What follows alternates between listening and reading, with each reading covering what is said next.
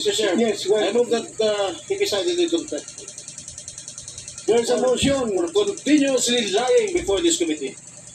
Ex-PDEA Agent Morales kulong. Oo, nagtagumpay si Senador Jinggoy matapos ay nagsinungaling daw ito doon sa sagot ni ex-PDEA Agent Morales na kung paano nakapasok doon dyan sa PDEA. Doon sila nakafocus ngayon. Ewan ko lang kung bakit doon sila nakafocus ngayon.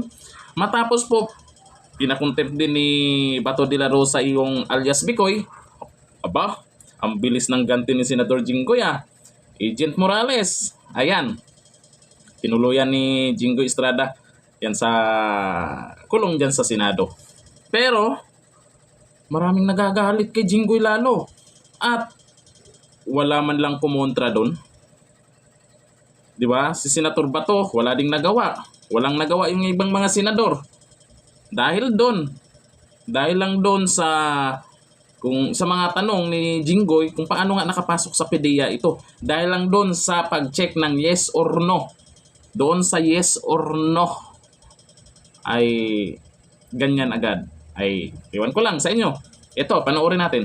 You can provide correct explanation bakit ka nagsabi dyan ng no, then maybe this committee will agree with you. Pero kung wala kang mabigay na magandang explanation kung bakit ka naglagay dyan ng no instead of NA. Halimbawa, kung alanganin ka, not applicable. Ganun na lang. No, Your Bakit Honor, po ang nilagay mo Yung, dyan? yung paglalagay ng doon na yan, hindi ko po yan nilagay, Your Honor. Sino Yan po, naglagay? Sino naglagay yan? wala po akong nilalagay na ganyan, Your Honor. Ako po, pagka ganyan, yung mga entry po na ganyan, hindi ko po sinasagutan, Your Honor. Pero NA, sandali. yung po, Your Honor, Mr. Chairman, iyan po, kabilang dun sa aking mga personal file. Kaya nga po nung sinasabi ko nga po, nag-comply ako dahil hiningi po sa akin. Sa katunayan nga po, hiningin po nga ako ng kopya ng service record ng recruitment committee. At doon po, nakalatag po lahat ng aking mga ayos sa serbisyo. Imposible po na papayag ang PDEA ng mga ganyang entry, hindi po yung gano'n. Your Honor, ako po, dumaan ako sa recruitment process. Mahigpit na recruitment process. Ulit na yung dumaan sa recruitment process eh. Yun po yung Ano mo lang, sir? Ibig mo sabihin, hindi ikaw nag-check nitong no? Ha? Ibig sabihin, hindi ikaw nag-check nitong no na tinanong siya, have you ever been separated from... Yes, Your Honor. Hindi ikaw Hindi nag-check ng po, no? Your Honor. Hindi po, Your Honor. Kaya nga, Your Honor. Mr. Chair, sandali Mr. lang. Chairman. Mr. Chair, tinanong ko kanina kung pirma niya ito. And he already admitted na pirma niya ito. Tinanong ko rin kung handwriting na ito. First question, kanina tinanong, is this your handwriting? Sabi niya, hindi niya maalala. Nung present ko ulit yung kanyang, itong PDF sa kanya, pinag-aralan niya, inamin niya na handwriting na daw niya.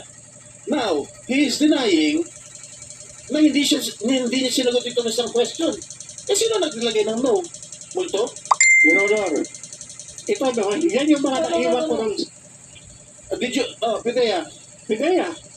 Sila may galing, sa kanila galing yan, Your Pidea, Honor. sa inyo raw galing to, kayo raw nag-check ng fill in the blanks nito. Your Honor, I am not Jonathan Morales. We PDEA is not Jonathan Morales. Mr. Chair. Mr. Chair, Yes, go I ahead. move that he be cited in contempt There's a motion. for continuously lying before this committee. There's a motion of Senator Jinggoy Estrada that the resource person is cited in contempt. Any objection?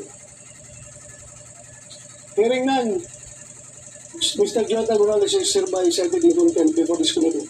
Bring him down.